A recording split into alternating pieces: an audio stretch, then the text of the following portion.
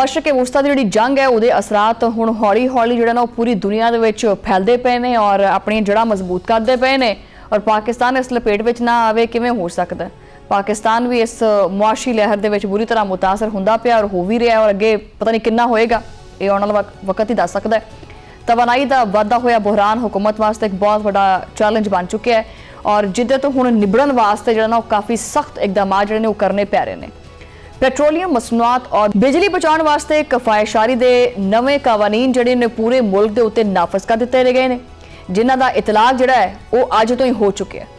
पंजाब, खैबर पख्तूनख्वा, बलूचिस्तान, इस्लामाबाद, गिलगित बल्तिस्तान और आज़ाद कश्मीर दे विच जिन्नियां भी वड्डियां मार्केटां ने वो राती 8 बजे मुकम्मल तौर के उत्ते बंद कर दित्तियां जाणगियां।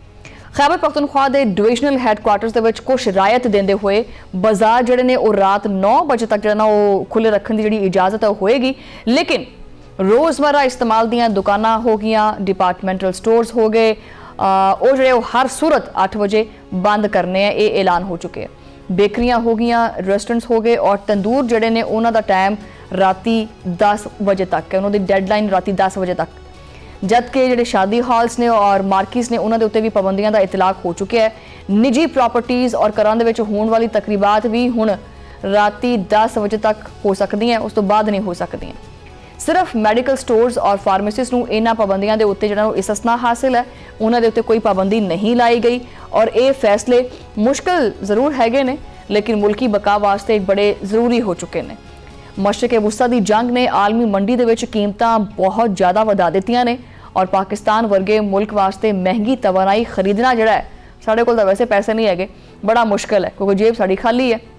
इस वास्ते जिहड़े दस्तियाब वसाइल ने उन्हां विचों ही गुजारा करना सानूं सीखना होएगा और वज़ीर आज़म शहबाज शरीफ ने इन्हां सारे इकदामात दे उत्ते आख्या कि जी सख्ती नाल अमल करना होएगा ताकि मुल्क नूं मुआशी दलदल तो कढ़िया जा सके। लेकिन मैं अक्सर सोचती हुंदी हां कि तरक्की याफ्ता मुल्क जिहड़े ने वो साढ़े तो अगे किवें निकल गए। वैसे ये जिहड़ा क्वेश्चन मार्क है ना, ये माइंड विच हमेशा रहिंदा है। उन्होंने इन्नी तेज़ी तरक्की हासिल की है, बल्कि ऐसे ऐसे मुल्क जिहड़े पाकिस्तान तो बड़े बड़े पिछे सी वो बड़ी तरक्की कर गए। इन्हां दा जवाब बड़ा सादा जिहा है, क्योंकि कुदरत के असूलों के उत्ते अमल करने वाले जिहड़े मुल्क हुंदे ने ना हमेशा अगे जाते हैं और कुदरत के असूलों के विच ही इहो जिहड़े राज हुंदे वो छुपे हुंदे। दुनिया भर की कामयाब जिहड़ी कौमां हैगियां ने उन्होंने कुदरत के इस निज़ाम तो बहुत कुछ सीखा। कुदरत का निज़ाम की कहता है, दिन कादे वास्ते अल्लाह ताला ने बनाया, काम करने वास्ते और रात कादे वास्ते बनाई है, आराम करने वास्ते। लेकिन साडे विच जिहड़ा ना वो ये है कि पाकिस्तान दे विच जदों काम करना है उदों आराम करदे, जदों आराम करना है उदों काम करदे। ठीक है, बस यही फर्क है। उन्हां मुल्कां दे विच अज भी जिहड़ा ना वो शाम तकरीबन कुछ 6 बजे दुकानां बंद हो जांदियां ने और तमाम वड्डे वड्डे कारोबार जिहड़े ने वो मुकम्मल तौर पर खामोश हो जाते हैं। उत्थे दे लोग जिहड़े वो सूरज की रोशनी का फायदा चुकते हैं, वक्त के उत्ते सोंदे हैं और सुबह छेती अपने काम ते जाते हैं। उन्होंने रोशनी और वक्त की बचत का जिहड़ा हुनर है ना वो सीख लिया और यही उन्हां दी एक तेज़ रफ्तार तरक्की का असल राज भी है। लेकिन वही गल है कि बदकिस्मती नाल पाकिस्तान दे विच रात गए तक मार्केटां खुलियां रहिंदियां ने। एक ऐसा रिवाज पै चुकिया है जो कि साडी मैशियत और सेहत दोनों नूं दीमक तरह चटदा पिया। पाकिस्तान दे विच रात भर रोशनियां जलाना हुण एक अयाशी बन चुकी है, जिहदा बोझ जिहड़ा वो गरीब आवाम और कौमी खजाना चुकदा है। ठीक है, जो पूरी दुनिया सो जाती है तो साडे बाजारों दे विच रौनक आ जाती है, जो कि सरासर कुदरत दे निज़ाम की खिलाफ वर्जी है। बतौर पाकिस्तानी आपां क्यों कुदरत दे निज़ाम दे नाल जिहड़ा ना वो नहीं चलते हैगे या नहीं चलना चाहते हैगे? शायद आपां आसानी और नज़्मो ज़ब्त की कमी का शिकार हो चुके हैं। सानू आदत पै गई है रात को जागण की और दिने सौन की, यही अपना तर्ज जिंदगी बना लिया असी, जो कि मुआशी तबाही का एक नुस्खा भी है।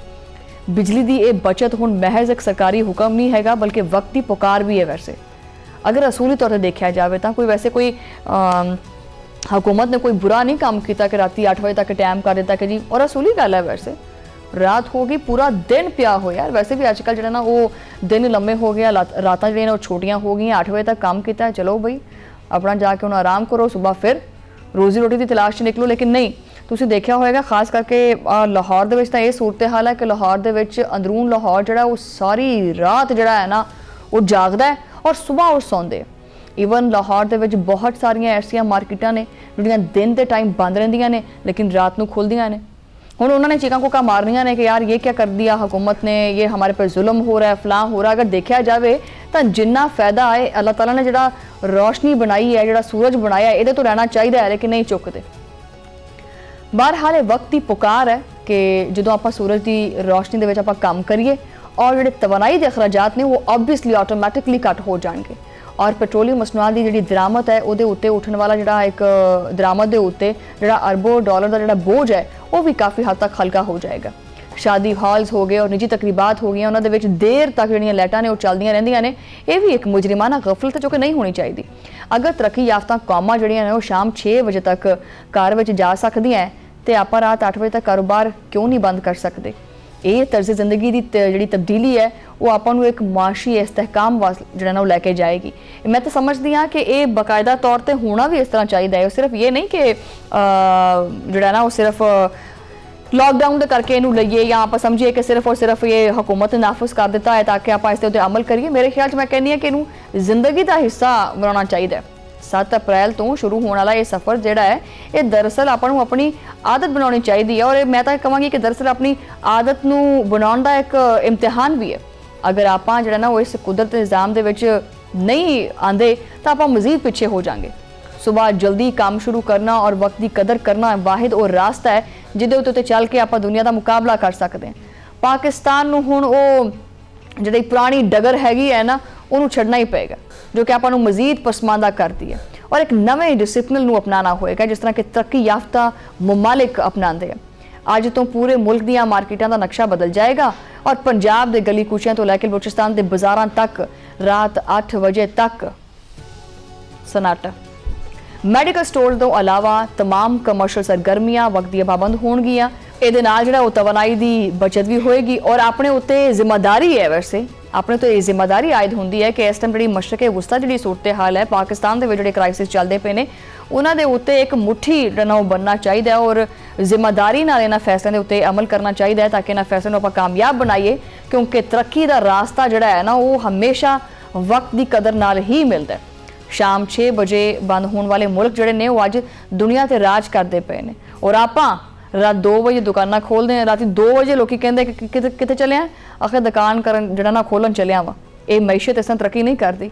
तवानाई बचाना दरअसल मुल्क का पैसा बचाना होंदा है और यही पैसा जोड़ा होंदा है वो कल नूं अपने बच्चों के काम आंदा है।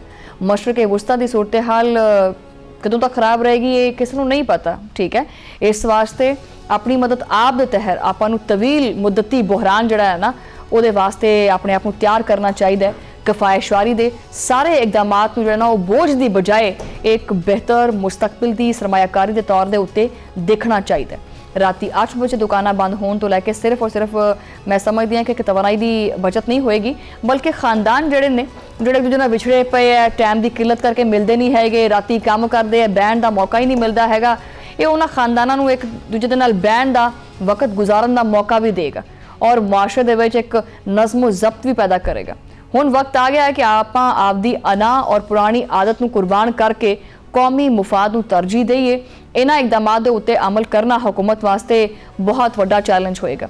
कुदरत का निज़ाम ही सारियां वास्ते बेहतर और कामयाब निज़ाम है और इंसानी फितरत जिहड़ी है और सूरज के नाल ही चलन नाल है। मतलब उस रोशनी नूं अपने वास्ते जो ना वो फायदेमंद जो ना कराना चाहिए। तरक्की याफ्ता मुल्कां दी मिसाल अपने सामने एक खुली किताब है जिन्होंने वक्त नूं ज़ाया नहीं किया बल्कि वक्त की कदर की है। पाकिस्तान नूं भी चाहिए कोई इसी नक्शे कदम के उत्ते चले ताकि अपनी बका और मुआशी कामयाबी है उन्होंने यकीनी बना सके।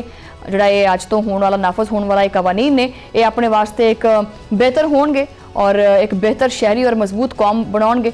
अगर आचा आप अंधेरे में चलन वाली जड़ियाँ इजाफी बत्तियां ने उन्होंने बुझावांगे तो कल जी अपनी आने वाली नस्ल है एक रोशन मुस्तहकम पाकिस्तान देख सकेगी और यही अपनी निजात और खुशहाली का वाहिद रास्ता है।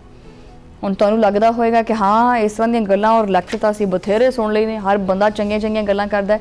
ਗੱਲ ਸਿਰਫ ਉਹੀ ਗੱਲ ਆਂਦੀ ਹੈ ਕਿ ਖਾਲੀ ਗੱਲਾਂ ਨਾਲ ਜਾਂ ਬੋਲਾਂ ਨਾਲ ਜਾਂ ਅਲਫਾਜ਼ ਨਾਲ ਕੋਈ ਫਰਕ ਨਹੀਂ ਪੈਂਦਾ। ਸਵਾਦ ਤਾਂ ਉਦੋਂ ਆਉਂਦਾ ਨਾ ਕਿ ਜਦੋਂ ਇਹਨਾਂ ਸਾਰੀਆਂ ਚੀਜ਼ਾਂ ਦੇ ਉੱਤੇ ਅਮਲ ਹੋਵੇ।